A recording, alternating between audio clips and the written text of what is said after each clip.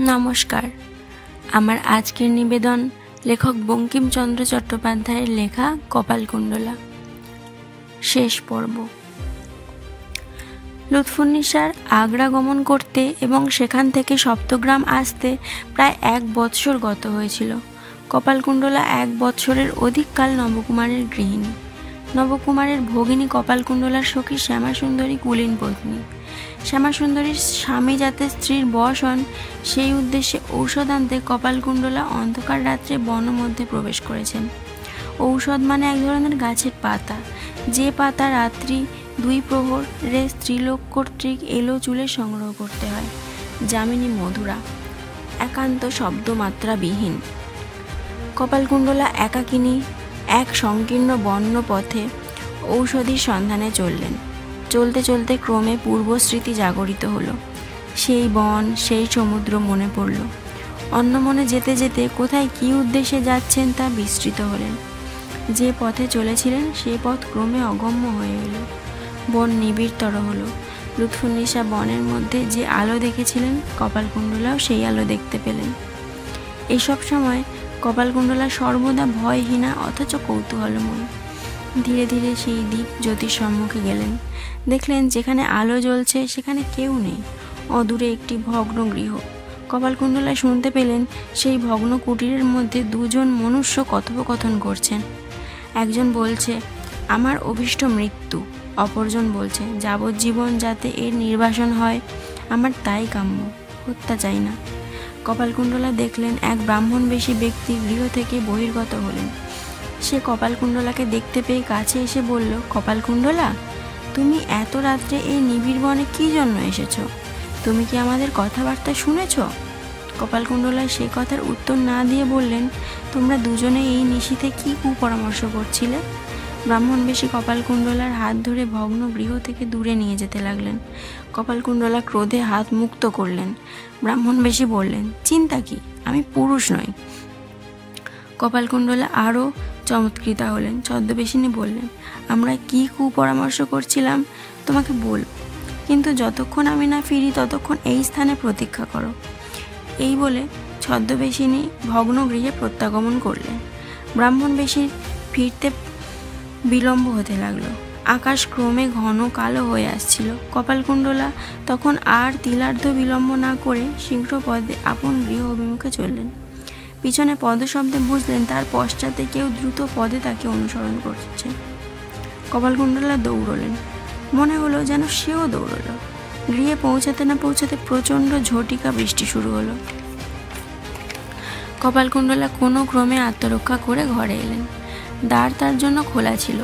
দ্বার রুদ্ধ করতে গিয়ে দেখলেন প্রাঙ্গণভূমিতে এক দীর্ঘকায় পুরুষ দাঁড়িয়ে আছেন। এই সময় বিদ্যুতের আলোকে দেখলেন সে সাগর তীরবাসী সেই কাপালিক। পরদিন সকালে কপালকুণ্ডলা দেখলেন গবাক্ষের উপরে একখানি পত্র পড়ে আছে। কপালকুণ্ডলা লিপিখানি পড়লেন। তাতে লেখা আছে, অদ্য সন্ধ্যার পর কল্ল রাত্রের ব্রাহ্মণ কুমারের সঙ্গে সাক্ষাৎ করবে। তোমার নিজ সম্পর্কীয় নিতান্ত প্রয়োজনীয় যে কথা শুনতে চেয়েছিলে তা শুনবে। অহং ব্রাহ্মণবেশী। কপালকুণ্ডলা সারাদিন কেবল চিন্তা করলেন ব্রাহ্মণবেশীর সঙ্গে সাক্ষাৎ করা উচিত কিনা। শেষে সন্ধ্যায় গৃহকর্ম সমাপন করে বনভূমির অভিমুখে যাত্রা করলেন। যাত্রার কিছু পূর্বে কপালকুণ্ডলা যখন গৃহকার্যে ব্যাপৃত ছিলেন, তখন ব্রাহ্মণবেশীর লিপি তার করবিচ্যুত হল। নবকুমারের হস্তগত হয়। নবকুমার গোপনে সেই পত্র পাঠ করে বিস্মিত হন। মৃন্ময়ীর প্রতি তার গভীর সন্দেহ জন্মে। শেষে ক্রোধ এবং জ্বালা উপস্থিত হয়। কপালকুণ্ডলা কিছু দূর গেলে নবকুমারও সেই পথে যাত্রা করেন। এমন সময় অকস্মাৎ কাপালিক নবকুমারের পথ রোধ করে দাঁড়ালেন। কাপালিক বললেন, বৎস, কপালকুণ্ডলা বধযোগ্য। আমি ভবানীর আজ্ঞাক্রমে তাকে বধ করব। সেও তোমার নিকট বিশ্বাসঘাতিনী, তোমারও বধযোগ্য। এই অবিশ্বাসিনীকে ধৃত করে আমার সঙ্গে যজ্ঞস্থানে এসো। নবকুমার ঘর্মাক্ত কলেবর হয়ে কাপালিকের সঙ্গে চললেন। কপালকুণ্ডলা গৃহ থেকে বহির্গতা হয়ে সেই ভগ্ন কুটির নিকট উপস্থিত হলেন।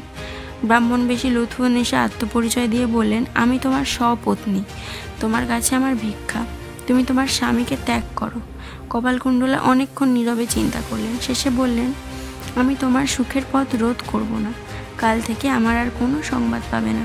আমি বনচর ছিলাম, আবার বনচর হব। নবকুমার দূর থেকে দেখলেন কপালকুণ্ডলা অরণ্য মধ্যে এক ব্রাহ্মণ কুমারের সঙ্গে ঘনিষ্ঠভাবে কথোপকথন করছেন। নবকুমার কাতর হয়ে ভূতলে বসে পড়লেন।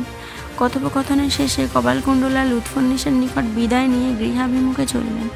তখন নবকুমার ও কাপালিক অন্ধকার পথে কপালকুণ্ডলার অনুসরণ করতে লাগলেন। কিছু দূরে এসে কাপালিক নবকুমারকে বললেন, আর বিলম্ব কেন?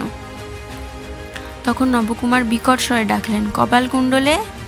কপালকুণ্ডলা শুনে চমকিতা হলেন। তিনি মুখ ফিরালেন। নবকুমার ও কাপালিক তার সম্মুখে এলেন। কপালকুণ্ডলা প্রথমে তাদের চিনতে পারেননি, পরক্ষণেই চিনতে পেরে বললেন, পিতা, তুমি কি আমায় বলি দিতে এসেছ? নবকুমার দৃঢ় মুষ্টিতে কপালকুণ্ডলার হস্ত ধারণ করলেন। কাপালিক মধুময় স্বরে বললেন, বৎসে, আমাদের সঙ্গে এসো। এই বলে কাপালিক শ্মশানের দিকে পথ দেখিয়ে চললেন। কাপালিক নবকুমার ও কপালকুণ্ডলাকে শ্মশানভূমিতে উপযুক্ত স্থানে উপবেশন করিয়ে তন্ত্রাদির বিধান অনুসারে পূজা আরম্ভ করলেন। উপযুক্ত সময় নবকুমারের প্রতি আদেশ করলেন যে কপালকুণ্ডলাকে স্নান করিয়ে আনতে। অদূরে গঙ্গা নদী প্রবাহিত। নবকুমার কপালকুণ্ডলার হস্তে ধারণ করে শ্মশানভূমির উপর দিয়ে স্নান করাতে নিয়ে চললেন। তাদের চরণে অস্থি ফুটতে লাগলো। কপালকুণ্ডলা দেখলেন নবকুমারের হাত কাঁপছে। কপালকুণ্ডলা স্বয়ং নির্ভীক, নিষ্কম্প। অকস্মাৎ নবকুমার চিৎকার করে রোদন করে কপালকুণ্ডলার পায়ে লুটিয়ে পড়লেন। মৃন্ময়ী কপালকুণ্ডলে, আমায় রক্ষা করো। একবার বলো যে তুমি অবিশ্বাসিনী নও। একবার বলো, আমি তোমায় হৃদয়ে তুলে গৃহে নিয়ে যাই। কপালকুণ্ডলা হাত ধরে নবকুমারকে তুললেন। মৃদু স্বরে বললেন, তুমি তো জিজ্ঞাসা করনি। যখন এই কথা হলো তখন উভয় একবার জলের ধারে এসে দাঁড়িয়েছিলেন। কপালকুণ্ডলা আগ্রহে নদীর দিকে পশ্চাৎ করেছিলেন। তার পশ্চাতে এক পদ পরেই জল। কপালকুণ্ডলা বললেন, যা জিজ্ঞাসা করলে বলবো। আজ যাকে দেখেছ সে পদ্মাবতী। আমি অবিশ্বাসিনী নই, কিন্তু আর আমি গৃহে যাব না। ভবানীর চরণে দেহ বিসর্জন করব। তুমি গৃহে যাও, আমার জন্য রোদন করো না। না মৃন্ময়ী, না। এইরূপ উচ্চ শব্দ করে নবকুমার কপালকুণ্ডলাকে হৃদয়ে ধারণ করতে বাহু প্রসারণ করলেন। কপালকুণ্ডলাকে আর পেলেন না। নবকুমার তীরভঙ্গের শব্দ শুনলেন। কপালকুণ্ডলা অন্তর্হিত হলো দেখলেন। অমনি তৎপশ্চাৎ লম্ফ দিয়ে জলে পড়লেন। নবকুমার সন্তরণে নিতান্ত অক্ষম ছিলেন না। কিছুক্ষণ সাঁতার দিয়ে কপালকুণ্ডলার অন্বেষণ করতে লাগলেন। তাকে পেলেন না, তিনিও উঠলেন না। সেই অনন্ত গঙ্গা প্রবাহ মধ্যে বসন্ত বায়ু বিক্ষিপ্ত বীচি মালায় আন্দোলিত হতে হতে কপালকুণ্ডলা ও নবকুমার কোথায় গেল?